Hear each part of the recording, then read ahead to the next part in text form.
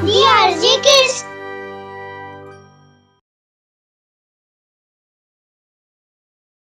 जादुई गुब्बारे। बलराम दिन भर काम करके थक चुका था, लेकिन दिन की मजदूरी लेने में उसे खुशी मिलती थी। लो भाई, पूरी 100 बोरी लाद दी मैंने गोदाम में। हाँ हाँ ठीक है, ये लो तुम्हारी आज की मजदूरी, पूरे 200 रुपए। मुंशी जी, थोड़ी बढ़ा दीजिए ना मजदूरी, इतने में आजकल किसी का कुछ नहीं होता। देख बलराम, तुझे तो पता ही है कि महंगाई कितनी बढ़ गई है। जमींदार साहब कितने दयालु हैं कि उन्होंने तुझे अब भी काम पर रखा हुआ है। वरदान, जितनी तुझे मजदूरी मिलती है उतने में 2 लोग काम करने को तैयार हो जाएं। लेकिन 100 बोरी उठाने के बाद सिर्फ 200 रुपए, मतलब एक बोरी, वो भी इतनी भारी, उठाने के सिर्फ 2 रुपए। अच्छा फिर मत किया कर काम। जैसा मैंने कहा, तेरी एक मजदूरी में 2 लोग काम करने को तैयार हो जाते हैं। समझ गया मैं, ठीक है, कोई बात नहीं, मैं इतने में ही कर लूंगा गुजारा। बलराम घर जाने के लिए निकलता है, लेकिन वापस आ जाता है। मुंशी जी, हाँ बोल। कुछ उधार मिल जाए तो। अभी उधार की बात मत कर, मुझे बहुत काम है और भी लोगों को मजदूरी देनी है। बलराम मुंह लटकाकर वहाँ से निकल जाता है। बलराम जल्दी जल्दी अपनी पत्नी मालती को खाना बनाने का सामान लाकर दे देता है। आज भी वही? क्या करूं, जितनी मजदूरी मिली उसमें मैं यही ला सका। चलो कोई बात नहीं, आप जाकर बैठ जाइए, मैं खाना बनाकर लाती हूँ। बलराम जाकर अपने 8 साल के बेटे आदित्य के साथ बैठ जाता है। कुछ ही देर में उसकी पत्नी खाना बनाकर ले आती है। आज खाने में क्या है मम्मी? बाजरे की रोटी और आलू की सब्जी। पर ये तो हमने कल भी खाई थी और परसों भी, और उससे पहले भी हमने यही खाई थी। हमारे गांव में और कोई सब्जी नहीं मिलती क्या मम्मी? मालती आदित्य के सवाल का जवाब दिए बिना अंदर चली जाती है। पापा, मुझे मक्खन के साथ रोटी खाने का मन करता है, कभी वो भी ला दो ना। बेटा, आज खा लो, फिर कभी वो भी ला दूंगा। बलराम किसी तरह अपने बेटे को समझा लेता है और दोनों खाना खा लेते हैं। जमींदार के घर से थोड़ी ही दूर एक जादूगरनी रहती थी। वहाँ हर रोज बलराम को वहाँ पर ईमानदारी और मेहनत से काम करते देखती थी, और ये भी कि वो बड़ी मुश्किल से अपना गुजारा कर रहा था। उसे बलराम की हालत पर तरस आ गया। बलराम बड़ा भला आदमी है, इसकी मदद तो मुझे करनी ही पड़ेगी। वो अपने जादू से बलराम की मदद करने की ठान लेती है। वो एक गुब्बारों का ठेला लगाकर जमींदार के घर से थोड़ी ही दूर बैठ जाती है। आओ आओ, ले लो, रंग बिरंगे गुब्बारे ले लो। अपना काम खत्म करके वहाँ से गुजर रहे बलराम की नजर उन गुब्बारों पर पड़ती है। आदित्य के लिए मैं मक्खन तो नहीं ले जा सकता, 2-3 गुब्बारे ले जाता हूँ। जी कहिए, क्या दूँ आपको? अरे बहन, थोड़े गुब्बारे मुझे भी देना। अरे थोड़े क्यों, बहुत सस्ते हैं, सिर्फ 5 रुपए के 100 गुब्बारे। ले जाओ ले जाओ, बहुत प्यारे हैं ये गुब्बारे। अच्छा तो ठीक है, 100 ही दे दो, और 2 रुपए की टॉफी भी दे देना। बलराम गुब्बारे वाली से गुब्बारे और टॉफी लेकर खुशी खुशी घर चला जाता है, और वो गुब्बारे वाली जादूगरनी गायब हो जाती है। आज तो गुब्बारे देखकर आदित्य खुश हो जाएगा।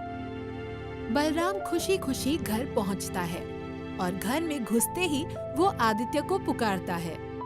अरे बेटा आदित्य, कहाँ है बेटा? ये देख, मैं तेरे लिए गुब्बारे लाया हूँ। आदित्य अपने पापा के हाथ में गुब्बारे देखकर नाचने लगता है। ये पापा मेरे लिए गुब्बारे लाए, पापा मेरे लिए गुब्बारे लाए, ये है। मैं तुम्हें ये गुब्बारे फुलाकर दे दूं? हाँ, बहुत सारे फुलाना पापा। बलराम ने उस गुब्बारे में टॉफीज डाल दी और उसे फुलाकर आदित्य को दे दिया, ताकि अगर गुब्बारा फूट भी जाए तो टॉफी पाकर वो खुश हो जाए। और थोड़ी देर बाद ऐसा ही हुआ, लेकिन ये पापा, इतनी सारी टॉफियाँ, वाह, मेरे पास तो ढेर सारी टॉफियाँ हैं। तभी मालती अंदर से आती है और गुब्बारे और टॉफियाँ देखकर हैरान और गुस्सा हो जाती है। ये क्या, अपने इतनी सारी टॉफियाँ खरीद ली, अब घर का खर्च कैसे चलेगा? कुछ फिक्र भी है या बस बेटे पर पैसे उड़ाने का शौक चढ़ा है? मालती के चिल्लाने पर भी बलराम का ध्यान नहीं जाता, क्योंकि वो इतनी सारी टॉफियां देखकर गहरी सोच में पड़ जाता है। लेकिन मुझे अच्छी तरह याद है कि मैंने इस गुब्बारे में सिर्फ 4 टॉफियां डाली थी, लेकिन यहाँ तो टॉफियों का ढेर लग गया है। क्या? ये आप क्या कह रहे हैं? बलराम धीरे धीरे मुस्कुराता है और मालती को फिक्र होने लगती है। इसका मतलब ये हुआ कि ये गुब्बारे जादुई हैं। इसमें कुछ भी डालो वो बहुत ज्यादा बढ़ जाता है, और कुछ नहीं हो सकता ये गुब्बारे जादुई है। आप ठीक तो है ना? अब हमारी किस्मत बदलेगी मालती। बलराम उन गुब्बारों की मदद से थोड़े पैसे जमा कर लेता है और उन पैसों की मदद से वो अपनी एक दुकान खोल लेता है, जहाँ पर पूरा दिन ग्राहकों की भीड़ लगी रहती है। बलराम की छोटी सी टॉफी की दुकान में छोटे छोटे बच्चे दिन भर उससे टॉफीज खरीदते हैं और देखते ही देखते उसकी छोटी सी दुकान बड़ी हो गई। दुकान के बाहर बड़ा सा बोर्ड भी लग गया था। बलराम अपने बच्चे को स्कूटर पर अपने आगे बैठाकर स्कूल लाने और ले जाने लगा। आदित्य के पास भी अब बहुत से सुंदर खिलौने, किताबें और कपड़े आ गए थे और बलराम का पूरा परिवार बहुत खुश रहने लगा था। बलराम ने ये सिर्फ गुब्बारों की मदद से नहीं बल्कि अपनी मेहनत से किया। यहाँ गोडाउन पर बलराम को याद किया जा रहा था। मुंशी जी, ये बलराम नहीं दिखा बड़े दिनों से, आखिर माजरा क्या है? मुंशी अपना सर हिलाता है, जैसे वो इस सवाल का जवाब कई बार दे चुका है। हाँ, होना क्या है हुजूर, काम छोड़ गया है आपके यहाँ से और जाकर अपनी दुकान खोल ली है उसने।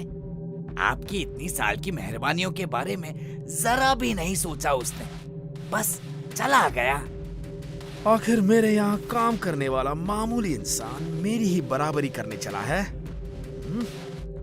एक काम करो, किसी भरोसेमंद आदमी को पता लगाने के लिए भेजो कि कौन सा खजाना हाथ लगा है उसके। मुंशी ये सुनकर मुस्कुराता है। जी हुजूर, आज रात ही भेजता हूँ। अपना कल्लू है ना, वो सही रहेगा इस काम के लिए। उसी रात मुंशी अपने खास वफादार कल्लू को बलराम के घर जासूसी करने भेजता है। कल्लू पूरी होशियारी से बलराम के घर में खिड़की से झांकता है कि घर में बलराम उन गुब्बारों में से एक लेकर उसमें कुछ दाने चावल के डालता है। फिर जमीन पर चादर बिछाकर उस फूले हुए गुब्बारे को पिन मारकर फोड़ देता है और वहाँ चादर पर चावलों का ढेर लग जाता है। कल्लू चुपके से जाकर बलराम के घर से सबूत के तौर पर उन बचे हुए गुब्बारों में से थोड़े से मुंशी को जाकर दे देता है। जैसा कल्लू मुंशी को बताता है वो वैसे ही अपने हुजूर को बताता है। ये देखिए हुजूर, मिल गई सारी मुसीबत की जड़। ये जादुई गुब्बारे ही उसकी मदद कर रहे हैं, जिसकी वजह से उसने आपके यहाँ काम करना छोड़कर अपनी दुकान शुरू की। जयबीर वो गुब्बारे अपने हाथ में लेता है और उन्हें घूरता है। क्या ये आम दिखने वाले गुब्बारे सच में जादुई होंगे?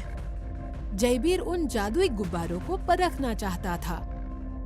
एक बार इस्तेमाल करके देखता हूँ, तभी पता चलेगा ये सच में जादुई है या मुंशी मुझे बेवकूफ बना रहा है। वो एक गुब्बारे में मिठाई का टुकड़ा डालकर उसे फुलाने लगता है कि तभी उसे कोई जरूरी फोन आ जाता है। वो फोन पर बात करने के लिए कमरे से निकल जाता है। वो गुब्बारे जमीन पर ही छोड़ देता है और अब उस गुब्बारे में मिठाई की वजह से कुछ चींटियां भी चली जाती हैं। क्या बेकार में समय बर्बाद करते हैं लोग? किसी को कोई काम नहीं होता क्या? लगभग 15 मिनट बाद जयबीर वापस आता है और उस मिठाई वाले गुब्बारे को फुलाने लगता है। आहा, अब मैं इसका इस्तेमाल करके देखता हूँ। जयबीर गुब्बारे को कुछ ज्यादा ही फुला देता है और वो फूट जाता है।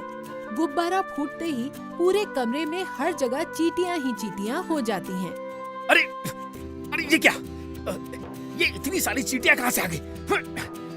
अरे बचाओ! अरे कोई बचाओ मुझे! गुब्बारा फूटते ही उसमें गई कुछ चींटियां बढ़कर 1000 बन जाती हैं। मिठाई भी कई गुना बढ़कर जमींदार पर और उसके आसपास गिर जाती है, जिसकी वजह से चींटियां उस पर हमला कर देती हैं और उसे उसके लालच की सजा मिल जाती है।